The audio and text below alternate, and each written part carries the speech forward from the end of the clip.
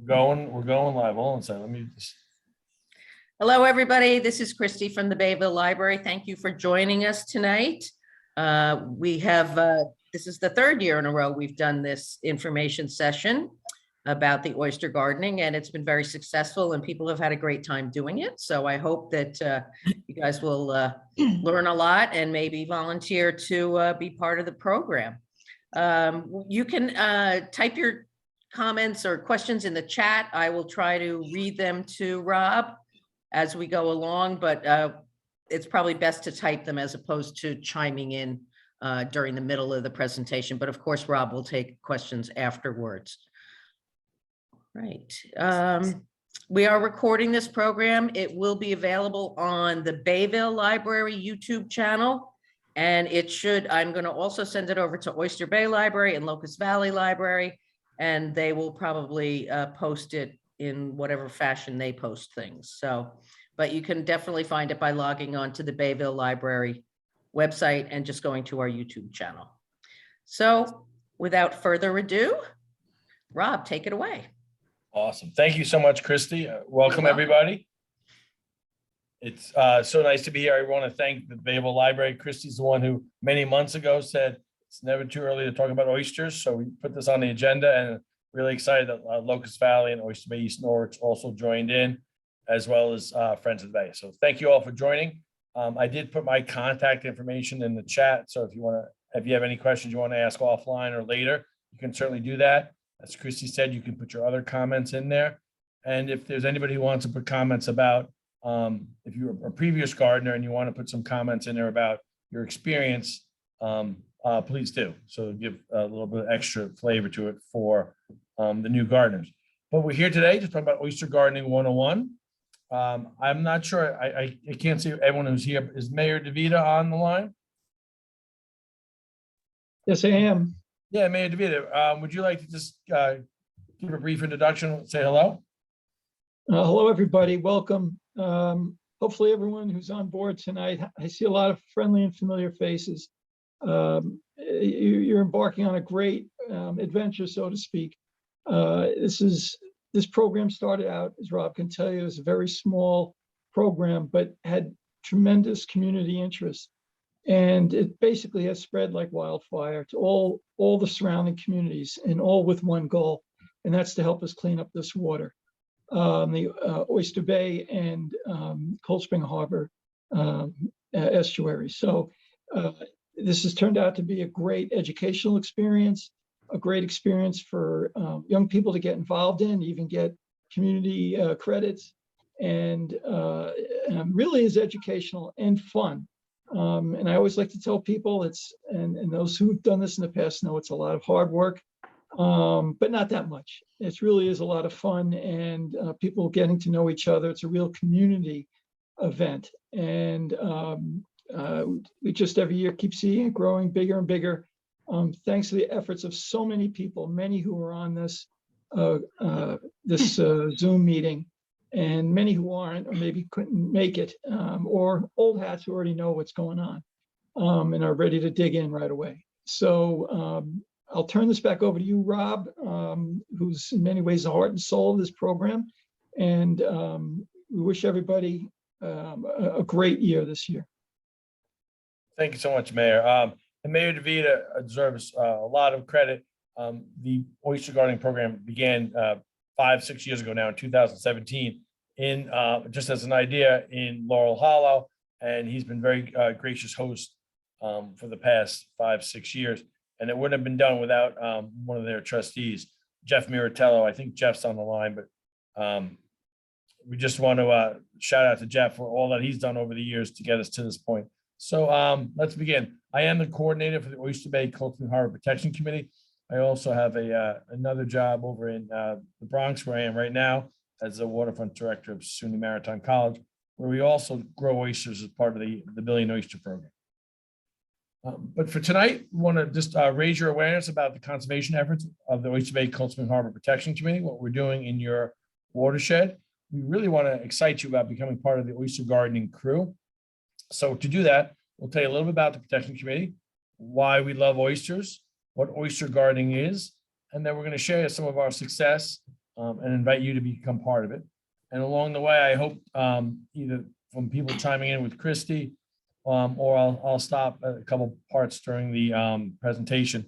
And if there are other gardeners out there, as the mayor said, this is really an amazing community program, and it wouldn't be possible without everybody participating. So there's a lot of great folks who can add to flavor and color to what I am saying.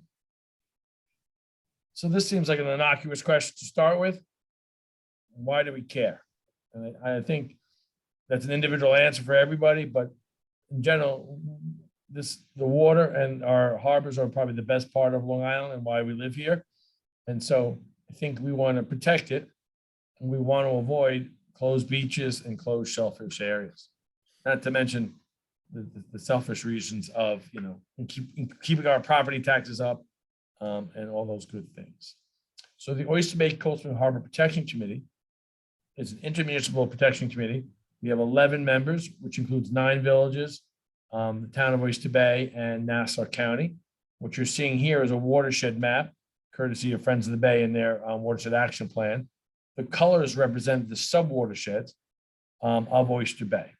So if a drop of water falls in anywhere of these colored areas, it's going to wind up in Oyster Bay Harbor. But our protection committee and these 11 municipal partners work together to efficiently protect the water. Some of the villages like Laurel Hollow only have 1 or 2 or 3 staff members. So what I try to do is facilitate education outreach and environmental initiatives like what we're doing here tonight to help them work collectively to protect the harbor. Some of our initiatives are Get Pump Long Island initiative was in telling homeowners, identify what your septic system is or where your waste goes, your sewage waste in your house goes, and maintain that investment by pumping your tank. I'm also excited to say that Nassau County has a program, and you can see the website on the screen right now. If you just typed in Nassau County septic program, if you are in a septic system and you're looking to upgrade your system to one that more effectively removes nitrogen, you can get up to a $20,000 grant to do that. There's 200 grants available, and I believe about 150 of those grants have been awarded. So there's still a chance for you to get your system upgraded with a very little cost to you. Rob, I just want to interrupt you for 1 second, just to let you know, we did have a program of a Zoom program about this particular program to change out your cesspool at Bayville a couple weeks ago. It is available on our YouTube channel. So anybody who wants more information about that program, you can log on to bayvillefreelibrary.org and click the YouTube link and you'll find the program.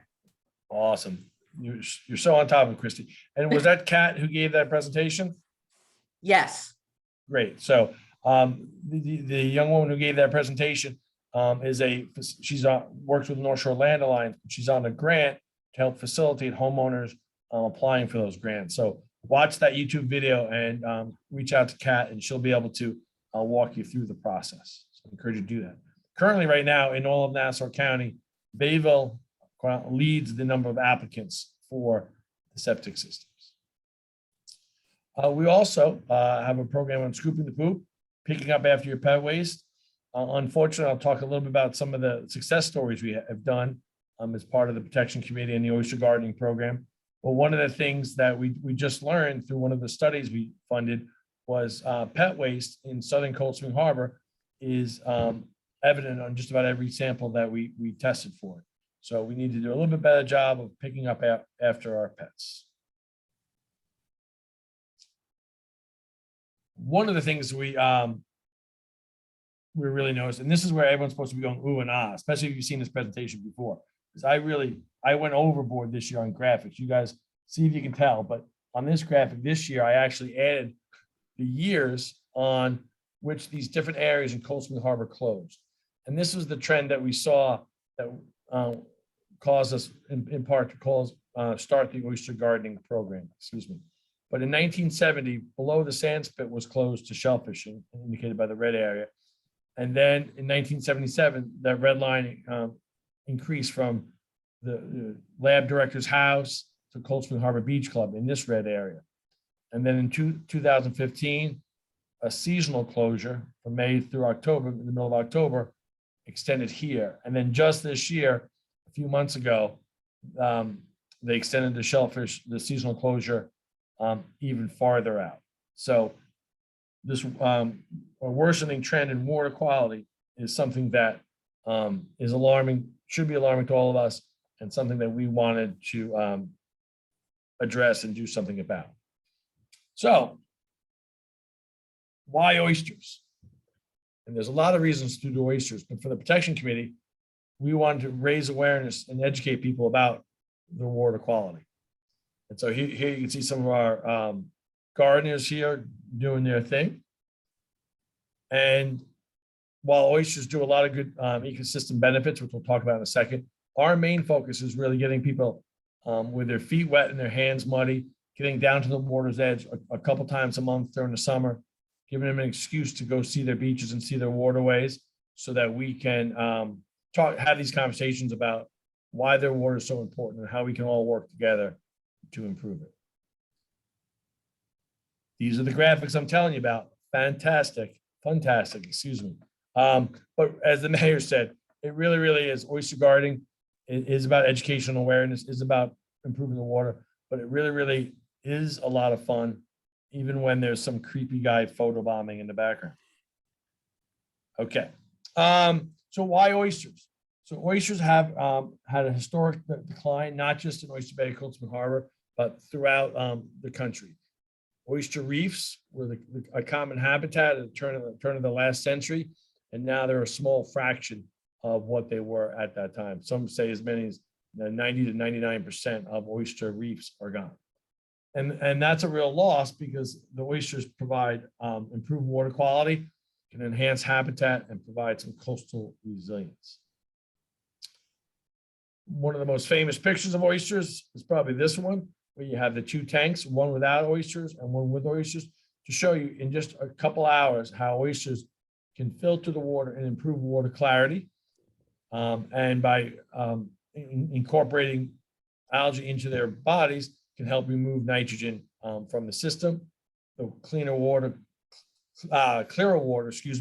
also can let UV light penetrate deeper into the water, allow other plants to release oxygen to grow deeper into the water column, increasing the photic zone.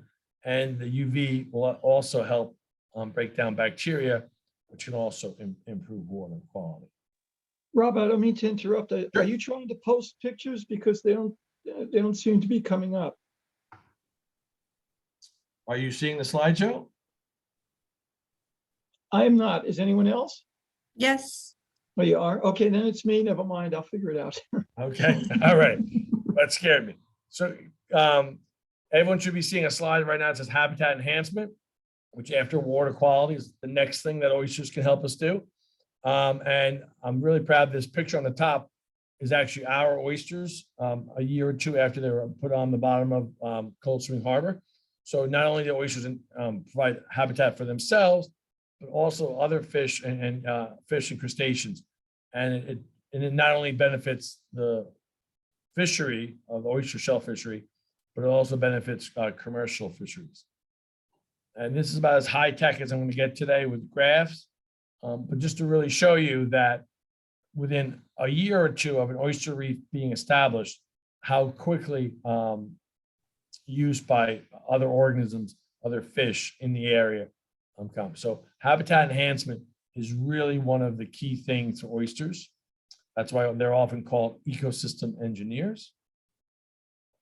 And one of the last one of the last big things that they talk about oysters is serving as coastal protection. So you can see oysters here in the foreground, in front of the Spartina grass, and they can help dissipate wave energy. And they do this a lot.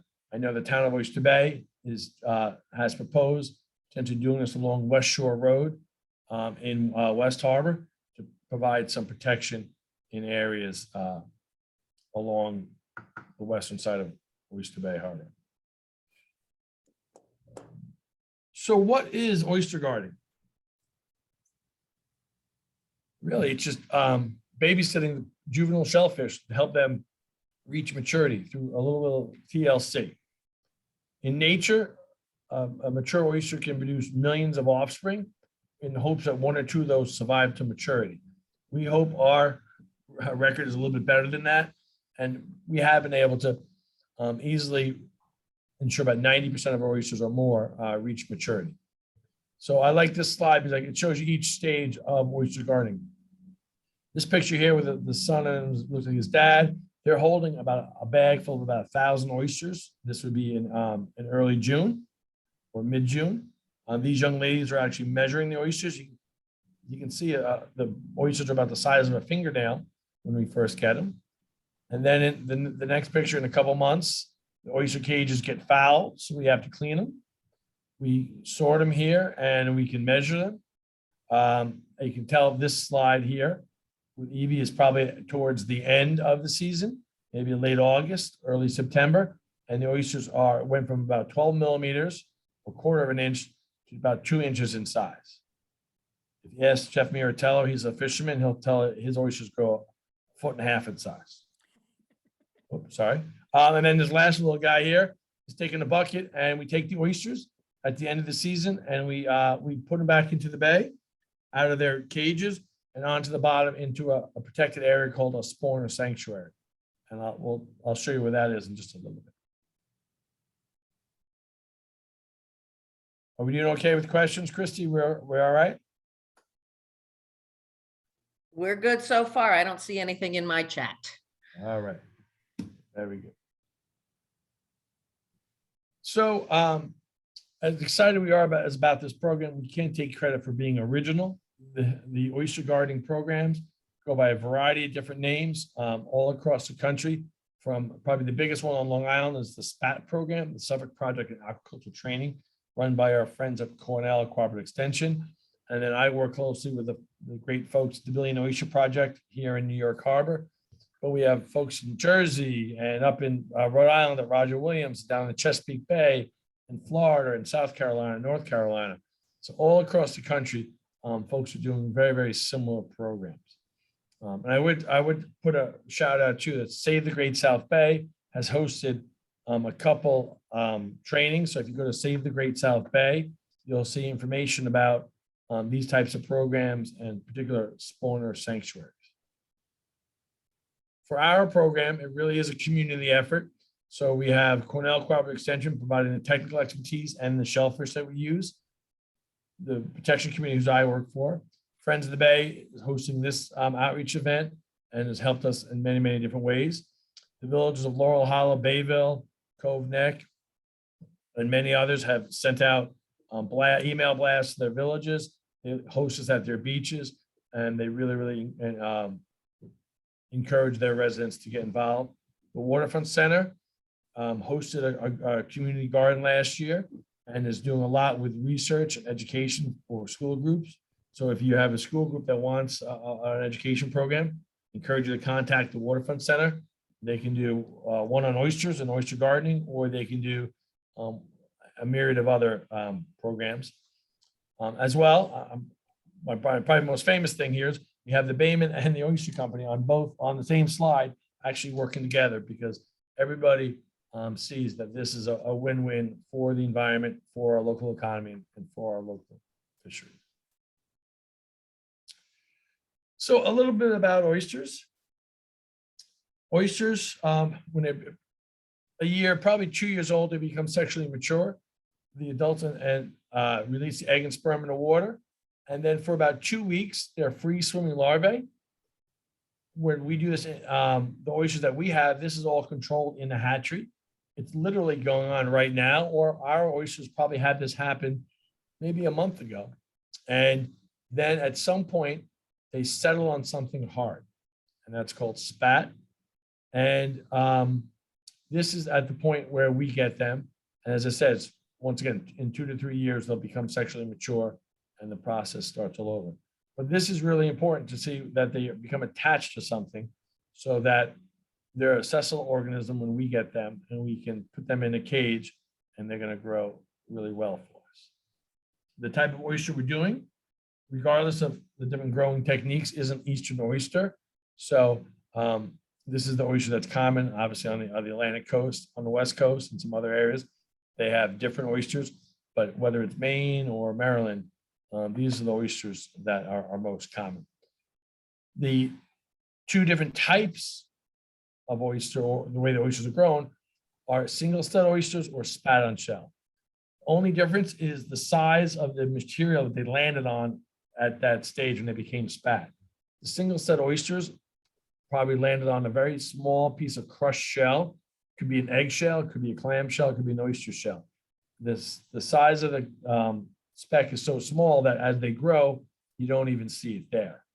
The advantage of single stud oysters is this is a much more attractive and marketable product. This is what most shellfish hatcheries in the country do because they're producing oysters for the commercial market. And the project that we're doing, which is about education and outreach and about shellfish restoration, we're explicitly not trying to grow oysters for the shellfish market or for the half shell market. We want to grow them for habitat. So what the aquaculturists will do is put a full-size recycled shell from a restaurant into the tank. And instead of just one oyster settling on one little piece of shell, you'll get, in this case, dozens of oysters settling on a single shell.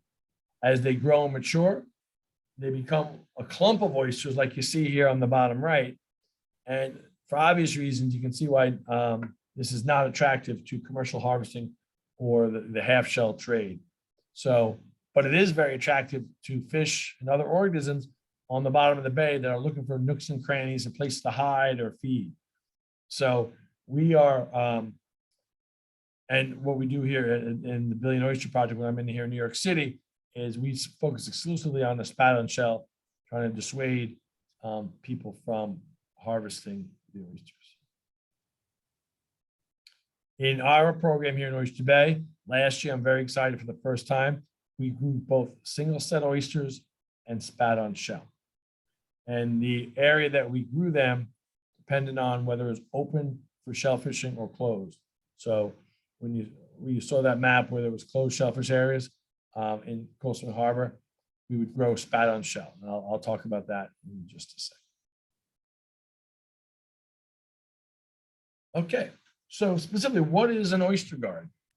So the oyster gardens are, here's an idea of the size of the shell that we get. Each garden will get up to 1,000 oyster seedlings that are about, as I said, about 4 months old. They'll be about 12 millimeters in size, or about the size of your pinky. Okay. When you get spat, if you're growing in an area where there's spat on shell, you'll get clumps of oysters, and it may not be 1,000, but it's a clump of oysters that will grow and grow and fill your cage for sure. We do have these floating cages, which all the gardeners help us build. We have about approximately 300 already built. So our first task this year will be to inventory and clean up the cages that we do have. We repair them, recycle them so we can use them again. And then if we need to make a few more, we'll make some more. But you can be very thankful. All the volunteers over the past few years have made a lot of cages. So we have a few. And if you do have cages from years past, we'll ask that you bring them down and we'll help clean them up for you and put them back in service. And then once the cages are built and they're filled with oysters, in most situations, we have a community garden where we have 2 mooring balls with a floating line in between. We take diaper clips and we clip the cages onto that floating line. These community gardens are placed at the various beaches, and I'll show you a map in a second, but they're placed at a depth, so at low tide, you know, the average adult could probably walk out and it'd be up to your waist, maybe a little bit higher, so that if you wanted to, anytime at low tide, you could just walk out there and tend to your oyster cages. At high tide, obviously, it'd be over your head, so you'll probably have to go for a little bit of a swim. And we have had a lot of gardeners who have kayaks, and they use it as an excuse to make themselves get the kayaks out of the backyard and go for a little paddle and paddle up to their gardens. So as I mentioned, we have 5 community gardens around Oyster Bay and Cold Spring Harbor. We have West Harbor Beach in Bayville, which the Village of Bayville has been very, very generous in hosting not only Bayville residents, but Mill Neck and Center Island residents there. This year, in West Harbor for Town of Oyster Bay residents, we were off Cleft Road in what was the conservation area, management conservation area. We're actually going to be at Beekman Beach, out of the way of the recreational swimming, up the side a little bit. But we will have a community oyster garden in Beekman Beach. And for those you don't know, the Waterfront Center is there in right here as well. So they'll have some educational cages for their programs as well. And where it all started, the Village Dock in Laurel Hollow is open to Laurel Hollow residents. And Mayor Goulding has been really good about getting residents from Oyster Bay Cove participating. And I think we've had some residents from Cove Neck participating there as well. Yes. Eagle Dock is a small community association on the eastern shore of Cold Spring Harbor on Shore Road. And they've been great gardeners there for a number of years. And then up in Lloyd Harbor, there's West Neck Beach, which is going to be for Town of Huntington residents. This beach, we've got Town of Huntington approval. We're just working on some of the liability issues, which some of the past gardeners know about that. But we hope to have that worked out in time for this season. Does everybody see a place where they might want to garden? Yeah. All right. Does anybody have any questions about the location of the gardens? So are we not going to use the launch to get out to Oyster Bay anymore? James, we are hopefully not going to use the launch to get out to Oyster Bay anymore. Awesome. That way you can have a closer relationship with the oysters and you can walk out to them. I know you like to sing to them frequently, so you won't have to annoy us on the launch with your singing. You can just go to the beach by yourself. No, just for simplicity, just to let people get there. There is a chance that our permit may not allow us to be at Beekman Beach, but I don't think that's going to be a problem. Sure, awesome. We do have a question from Liz in the chat. She wants to know if you have to garden where you live. You don't necessarily have to garden where you live, but the Beekman Beach is open to all Town of Oyster Bay residents. West Neck is open to all Huntington residents. We do ask because some residents, to be respectful, those are the two bigger areas. So we try to encourage more people to go to those areas where we have a little bit more space for parking and other things. One thing I failed to mention is if you are fortunate enough to have a waterfront home or access to a dock, you can also, and we have had several residents have an oyster garden off their dock. We even had a couple of residents host some of their neighbors to have cages off their dock. So help clean the waters right where you tie your boat up, and gives you a nice little talking point for when guests come over. Lisa's asking, how did they sign up to participate in the community garden? We're gonna make you wait for that answer, Lisa, but yes, that's my grand finale. You can't spoil the punchline. We're getting there. Thank you. So here's the oyster gardening calendar. In March and April, we're out promoting the program, trying to get the gardeners up. So you guys participating in. In May and June, as I said, we'll build the cages, restore the cages. We'll have a training session where we'll do the building of the cages, but we'll also help teach you how to maintain your garden, how to measure the oysters. And then when the oysters are delivered, and we never know exactly when that is because we are relying on a natural system or an artificially natural system of aquaculture to raise the oysters to a certain size for us. But hopefully mid-June to late June, we'll get our gardens and we'll put them out there. And then July through September, you'll be asked to clean your cages about every other week. And you'll measure 20 of your 1,000 oysters or your clumps of oysters. And you'll record the oysters in a Google form for us. So you just send me an email and I'll record them so we can see the weekly growth. At some point, if the oysters grow big enough, your cage will get so heavy that it becomes unwieldy. So we'll have given you a second cage, or you can request a second cage, and you'll split your oysters into 2 cages so that you're able to better manage the cages. And then, after Labor Day comes the fun part. We measure the oysters and clean the cages one last time. And then we seed the oysters, which just means spreading them out onto that spawner sanctuary, which I should show you exactly where that is, in September or early October. And then we have our end of the year celebration, which entails an oyster roast and we've been very fortunate to have Eagle Dock host us each year. They have really nice fire pits and barbecue set up and tables and whatnot. And so everyone can come and celebrate with a nice potluck dinner with live oysters, not our oysters, oysters that we buy from a local bayman to support the local shellfish industry. And not only you will get to enjoy an oyster roast, if you've never been to an oyster roast, you don't want to miss it, but you'll also be able to at that time take home oysters or clams for yourself to enjoy, with your family over that weekend. Let me just go back just 1 second. In Laurel Hollow, right just to the north, about 3 years ago now, the town of Oyster Bay established a spawner sanctuary, which is an area that's off limits to shellfish harvesting. And so baymen or recreational shellfish harvesters cannot go into this area. So that's where all of our oysters go, into this area. And in a little bit, I'll tell you some exciting news about this spawner sanctuary and the potential for new spawner sanctuaries throughout the harbor complex. So who are the oyster gardening crew? And this is really, to me, what's the most amazing thing. It really is a complete cross-section of the entire community. We have families, grandparents, their children, and their grandchildren all gardening. Friends and neighbors, homeowners associations coming down. As I said, waterfront homeowners.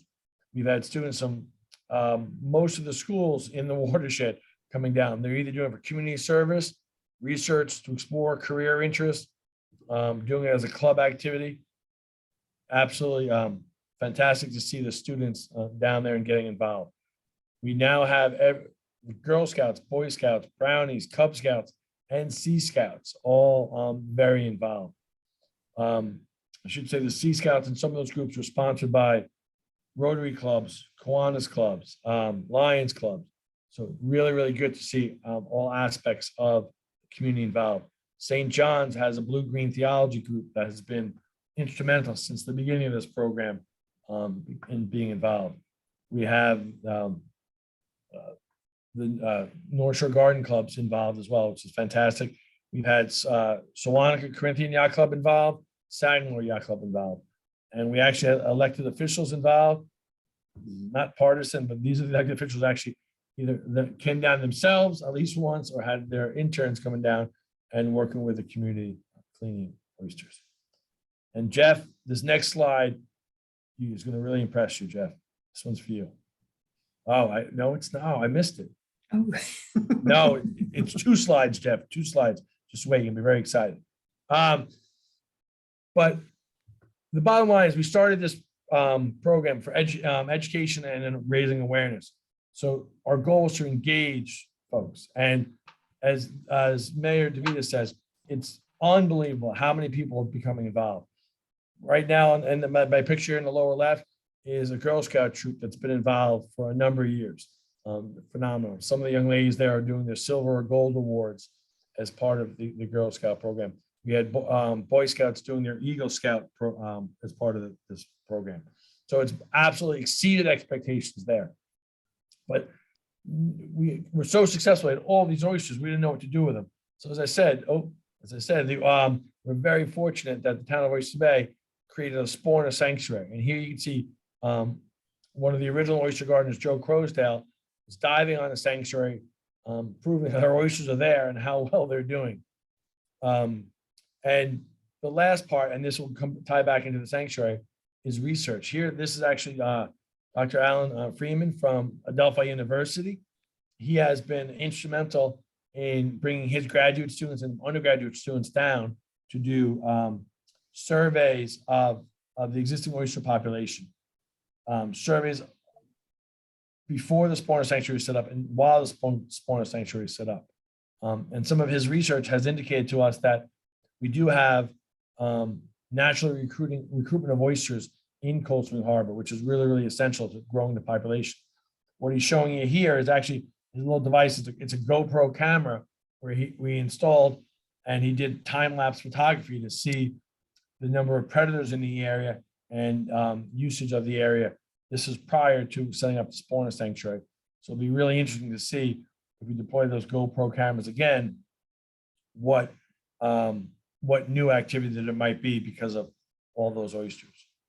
But the really, really exciting thing I was going to tell you about with spawner sanctuary is because of all these efforts, Adelphi University, working with Friends of the Bay and Cornell Cooperative Extension, received, and Heather can correct me on the number, but an $80,000 or $90,000 grant from the Long Island Sound Futures Fund to not only monitor the spawner sanctuary in Cold Spring Harbor for the next 2 years to see how successfully it's going and see if there's any improvements or changes we need to make, but they're also going to look throughout Oyster Bay Harbor for other areas that could be successful spawner sanctuaries. They're going to check the water quality. They're going to check the bottom type. Do you have a good hard bottom? They're going to check for existing oysters or shellfish. Ideally, one in an area, believe it or not, where there aren't a lot of oysters or shellfish, because we don't want to put a spawner sanctuary in an area where there's already a naturally occurring population. And most interesting to me, I think, is they're going to look at the circulation patterns in the harbor, our waters, because as I said, those oysters swim around for 2 weeks, and we'd obviously like them to find a home and settle long-term back in Oyster Bay or Cold Spring Harbor. So you want that spawner sanctuary in an area where when the adults reproduce, the oysters eventually settle somewhere near the spawner sanctuary so they can be protected and continue to grow. So that's a really, really exciting project. I'm so excited Friends of the Bay was able to get that award and is leading that project. Yes, Heather wrote that Friends of the Bay received an $85,000 grant from National Fish and Wildlife Foundation. Awesome. Thanks so much, Heather. And Jeff, now this is a slide that's really this is my big improvement for this year's slideshow. Who are the oyster gardeners? There it is, Jeff. How about that? All right. That's about as fancy as I get with my graphics. No flaming cannonballs or anything. But it really is, it's anybody, and it's you and 150 other of your new closest friends who come out and help us tend to the oyster gardens. Don't quit your day job. That's why I already have a day job and a night job, and I'm looking for another one. Here we go. But I think to answer the question from before, and then we'll open this up for a further discussion. But you can not yet. I know everyone's rushing to their browser right now to log on. But in a couple days, we're going to open up registration. I will send it. I will send an email out to anybody who gives me their email address, or perhaps we can do it through the Village of Bayville and Friends of the Bay. We can not the Village of Bayville, the Bayville Library. We'll let you know when the registration is open. The Village of Laurel Hollows graciously agreed to have us register through their website. And when you go to that website, you'll see you can choose what garden you want to tend, where you want to work, whether it's West Harbor Beach in Bayville or Beekman Beach and Oyster Bay, etc. You can also, if you just want to help sponsor a Girl Scout troop, Boy Scout troop, or any other group, you can sponsor a cage. Or if you just want to volunteer, nobody will be turned away. Everyone's encouraged and welcome. You heard James before talk. We didn't even turn him away. We let him come. So if we let James come, we'll let everybody come. But I would just like to ask you to sign up as a volunteer there. The volunteers generally don't get their own cage, but there's always a few people who miss a week or two tending their cage. So you can help us tend to their cages as well. And the registration fee that you pay We'll cover everything from the training, the equipment, the oysters, the technical support, the permits and stuff that we do. And of course, the party at the end of the year. Jeff, this is my real big marketing thing that I learned from you. Oh, my Space is God. limited. No. So we do have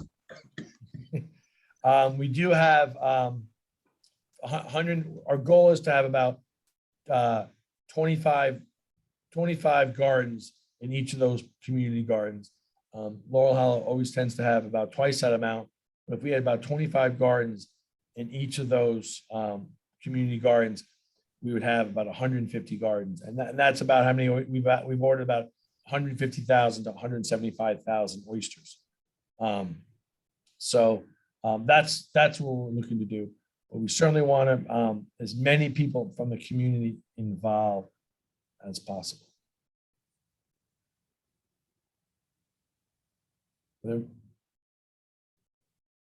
What I'd like to do, and I apologize, I didn't give him a chance during, but if there are any former gardeners, maybe I'll pick up. Let me pick on James. I've picked him up already. I know he's here.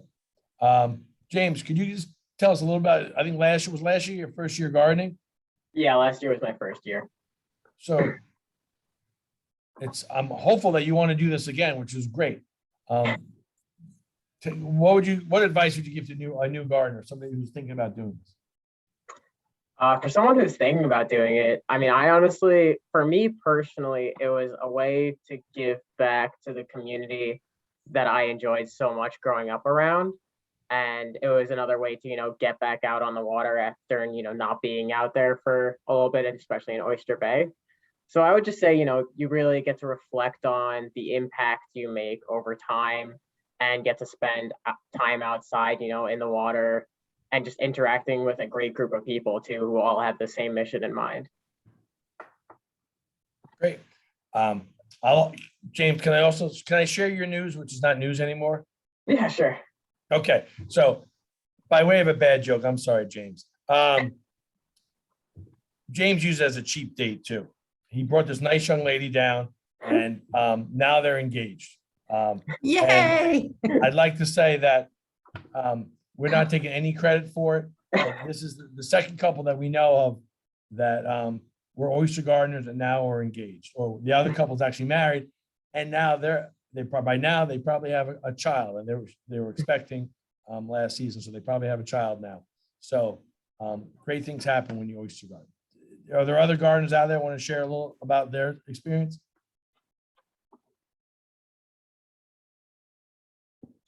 But we have another question in the chat. Liz wants to know, do you do this at your own time or do you have to attend on a particular day and time? This is great. She's keeping me focused. Not an easy thing to do. You can garden at the community gardens anytime those beaches or those areas are open. We do facilitate what we call community cleanings, which are generally every other Saturday. So all the community cleaning means is myself or other experienced gardeners will be down there, and they'll help you get your cage. They'll help you take your oysters out of the cage, whatever assistance you might need just to get you started and get you comfortable with it. They'll help you during those community cleanings. But quite honestly, some people are like, I'd rather just do it on my own, and Tuesdays work best for me, so they go out on Tuesday. But you can definitely visit your oysters anytime you want. But we do have scheduled cleanings too. And one of the things that a lot of people enjoy about the program is meeting their neighbors, as James said, because it's really a fun, nice group of people. Okay, Grace says, hi, Rob. Thank you again. We loved raising oysters the last 2 years.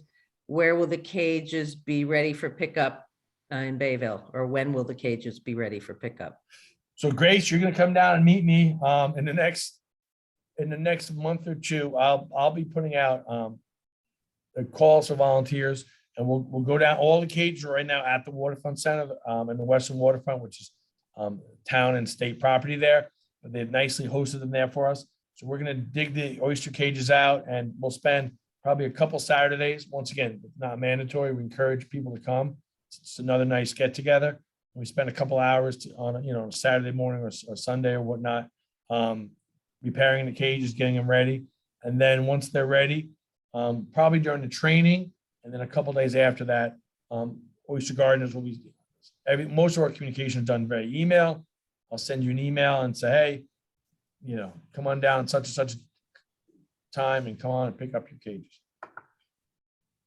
Okay, and Joan, I believe was referring to the people who have gotten engaged and the ones that have had babies. She said even the oysters in Oyster Bay do it. Very good, Joan. Okay, and Scott wants to know how often the community cleanings are. They are every 2 weeks. And that works out. We've determined that works out well because every other week is low tide at a similar time. And about 2 weeks is how often it's good to check on your oysters. And we walk out to the cages. Yes, and because it's low tide, we walk out to the cages for sure. Do you know usually what time of day those community, I mean, I know it depends on the tide, but Well, and once again, and for some people this doesn't work, but we've generally done Saturday mornings. We try to, it's generally because there's so many gardens now, but it's generally between like 8 and 10 or 8 and 11 in the morning. So we may start at 8 o'clock in Bayville and 9 o'clock at Laurel Hollow and whatnot. But once again, if you didn't want to do it, didn't want to get up early on a Saturday morning, you could find another time, but we generally find Saturday mornings. If you know you're going to be away for vacation for a couple of weeks, can you request somebody to take care of your oysters while you're gone?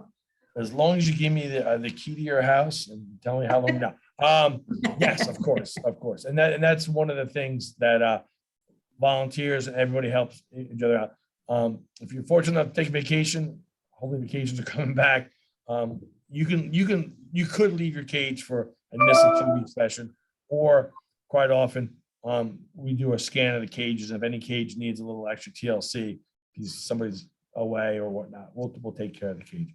And people very often email us and tell us they're going to be away.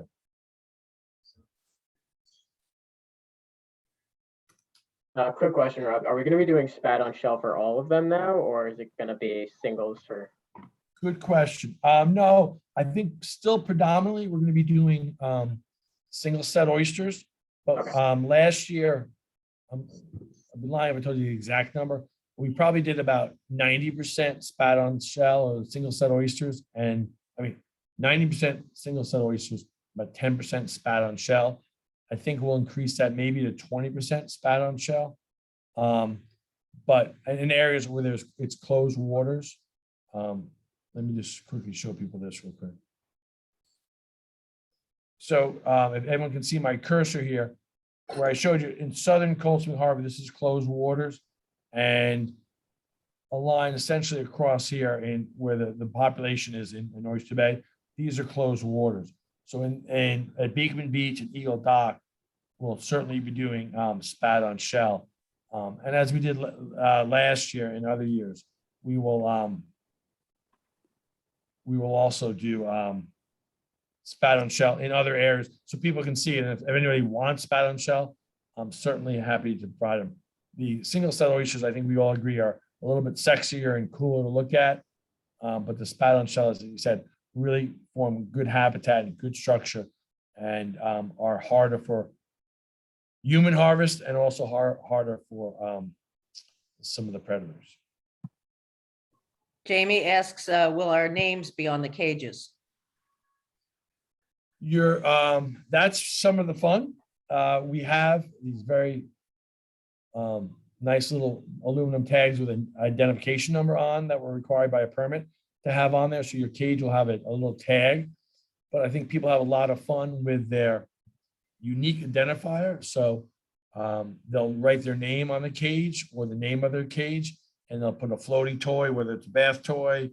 What have we had? Frisbees, koozies, keychains, frogs, ducks, lily pads, anything on your cage to make it stand out so that you can easily identify your cage.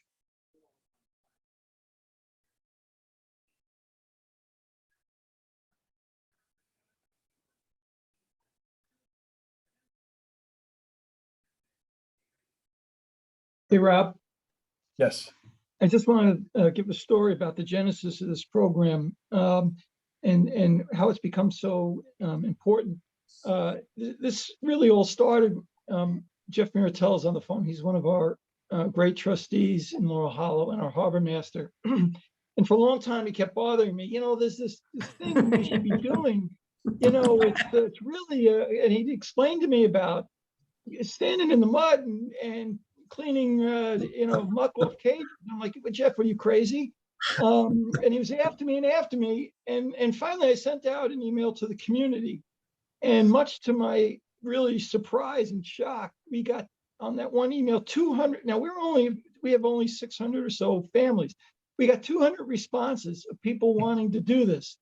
And, because it was our first year, we had to limit, the size of the program. But it just shows, I think, the excitement of how people really want to get involved in this and how it's grown. And I think a consequence of this is, I'll tell you from an elected person's position, it made, I think, if you remember, it wasn't all smooth going at the beginning with the town, and it was in long ago days.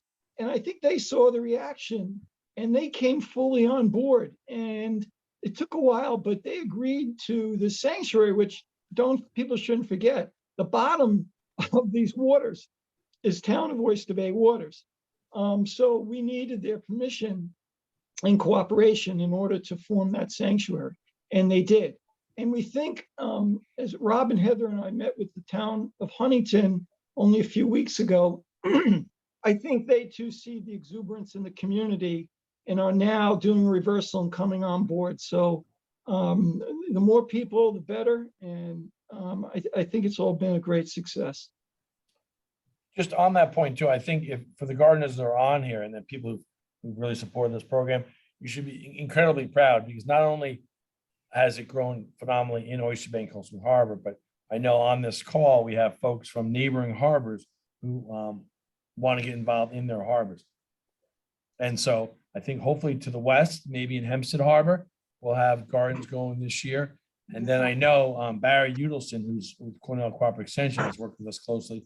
He's working out with the Lions Club and a bunch of yacht clubs in Northport, Centerport, and Huntington harbors to do the program there. And quite honestly, the only thing that's holding him back is manpower, people power to get it done. So he could do a lot more, but he's only one person and a few assistants and interns. So that program is ready to explode as well. And because people really have a great time with it. It's really remarkable when you first see the oysters, you're like, really? This is it? And then if you come back that first or second time, it's remarkable how fast they grow.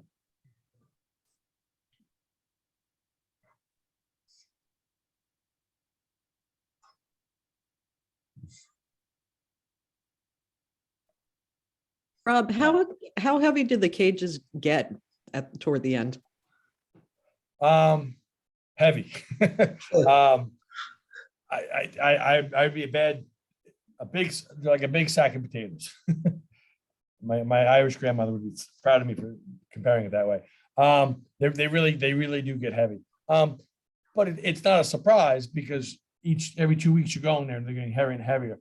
So when it becomes uncomfortable for you to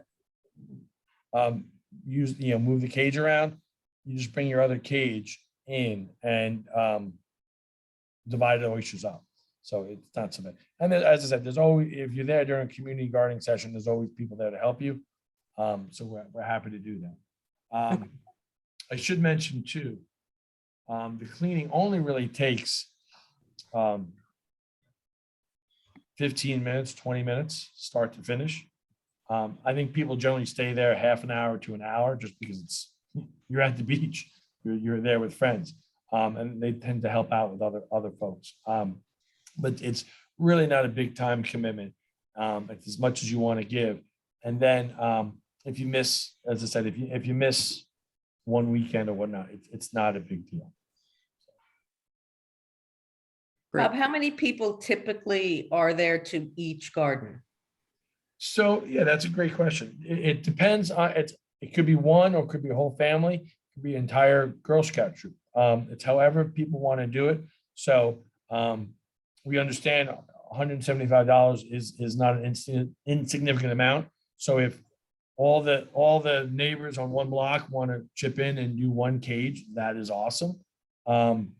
If, I've seen parents get a cage for each of their kids, and this is going to be one of their community service activities, so they could do it that way.